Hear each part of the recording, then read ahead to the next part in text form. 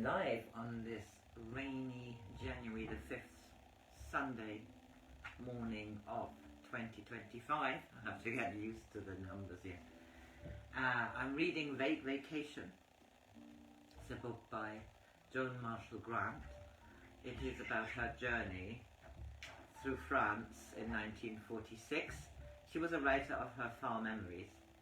She wrote 7 books on this, but this is a travel book, and she was travelling with Charles, her then husband. This was published in 1947. Chapter 22, Iced Port.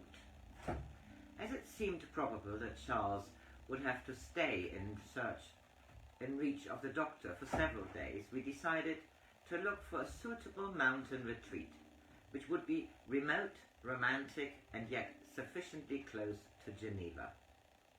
We were still attached to the idea of ourselves basking on an alpine slope or finding rare gentians. I suspected Charles of intent to take me for walks. No doubt he would try to lure me on with promises of an even better view over the next crest, or round the further turn of a sheep track. But this would be dealt with at the proper time. Consultation with a hall porter suggested that Saint-Sergue would provide the ideal pension, for he assured us that scenery, solitude, and excellent food were to be found there at a small expense, even though the hotel was already closed. After a half-hearted attempt to inspect the palace of the nations circumvented by Petrol, we considered the morgue of the League would be depressing, and so took us into a winding cul-de-sac. We passed large suburban estates, most of them undistinguished imitations of French chateaux. Further on I saw several plages, each with its cluster of little yachts. I thought wistfully that it would be pleasant to laze under the lakeside trees, or if the breeze held, in sail. But Charles was not in the mood for a sudden and irrelevant change of plan. My cats are playing there. When we turned off the main road at Nyon, the feeling of being in an international reservation gave way to the immemorial friendliness of peasant country. The rushing lorries, especially polished for the vintage and loaded with brightly varnished casks, were incongruous, but the patient carts, each with a knot of flowers in the bung of the single cask, were tranquil as those which down the years have honoured Dionysus for his grapes. When we passed out of the vines and came to unfenced pasture, where massive cattle lolled and chewed, the sound of cowbells became continuous. A single cowbell is musical, even sprightly, but the repetition builds up a weight which to us was unmistakably depressing, as though we were in a boat among buoys which warned of unseen shoals. We were glad to enter a forest where the serpentine road coiled among soiling trees. Curve after curve drew us up until we were deep in cloud and had to shut the windows. We swerved to avoid a shooting brake parked on a corner. Beside it, a hunter was galloping a hind. At last we reached the village and got out of the car into watery sunshine. The carved curlicus which trimmed the chalet made them seem the product of a giant's child who had been given a fretwork outfit by some misguided relation. The houses were set far apart, as though their owners did not wish to know each other. Cowbells echoed again from every direction. People did not walk, they plodded, and when we gave them a tentative smile, they looked away. The only children in sight plodded too in slow rhythm of the cows they tended. There was no inn, and the only visible cafe blatantly announced that it sold no alcoholic drinks. A pity, I said sadly. A hard starter would have helped us make the place more bearable. To be candid, I feel rather sick. To my surprise, Charles admitted he felt the same, and when we realized it was due to the sudden change in altitude, this comforted us a little. Mountain sickness goes off very quickly, I said, in what I imagine to be a cheerful voice. And anyway, we can be back on the flat in half an hour. I looked at him hopefully, but he said, "We can't leave without going to see the pension. It may be one of Petrol's discoveries, though it seems very doubtful." We found it at last, next to a sawmill, whose screeching drowned even the cowbells. As we stood hesitantly outside the door, two hikers passed us, their backs bent under enormous packs, calf muscles bulging with activity, sticks purposeful in clenched hands. They glanced neither to the right nor left, and we watched until they were mercifully hidden by the trees.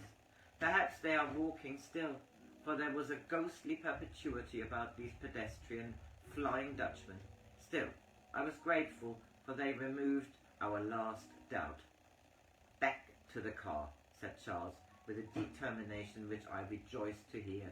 "This village is not for us. Cows, cowbells, cow dung, cow people." It was definitely a day without Petrol, possibly because our mood was not sufficiently receptive, for instead of going back to Geneva, we decided to lunch in Lausanne. On the way, we became increasingly intolerant of the scenery.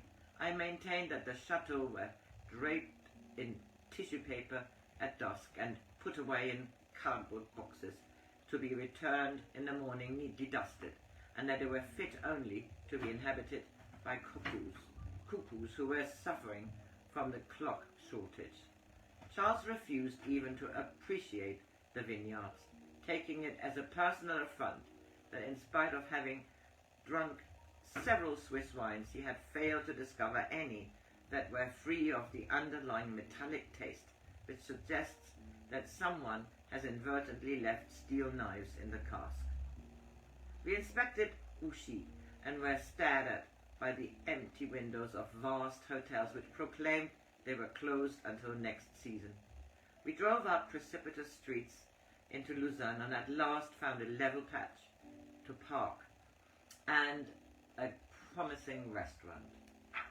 The banquettes in the bar were covered with imitation leopard skin, and there were olives almost unobtainable in France. But the barman treated us as unfledged tourists, and we found his kindly patronage annoying instead of funny.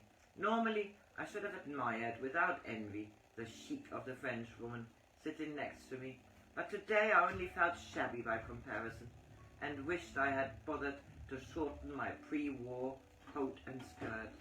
We both stared with prim disapproval at a very drunken Spaniard who was dominating the room with his tedious conversation and appeared to imagine himself to be a replica of the late King Alfonso. Lunch began well with a lake trout of exceptional quality. According to the waiter, they are to be caught only with a rod and line at a depth of 10 meters. Charles found a good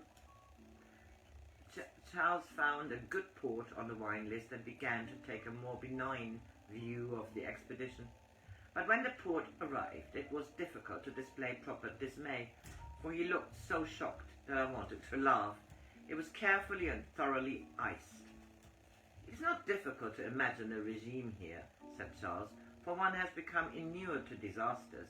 Champagne would be served in teacups with lumps of sugar beside the swizzle stick in the saucer. Claret arrived steaming in a saucepan, only the coffee would be lukewarm to prepare one for the iced port. We spent the next 2 hours clambering up and down streets more suitable for chamois. "It is clear," remarked Charles, "while this is supposed to be a health resort, death is said to be most curative. The strongest heart would soon burst on these gradients, even if it had not already been overstrained by gluttony in the immeasurable tea shops. Haunted by imaginary wraiths of governesses who must have been killed by the pressure of petit gâteaux on their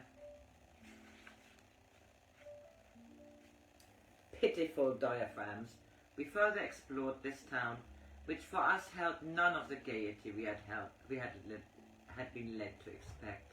Neither of us had sufficient initiative to go into the shops, though I tried to find again the one in which before lunch I had seen evening shoes. How it managed to disappear in a short street can only have been through the efforts of Petrol. I slept most of the way back, content, because we had wholeheartedly agreed that the moment the decor set us free, we should return to France. Oh yeah, they're in Switzerland at the moment. The next chapter is dance music. Have a lovely Sunday.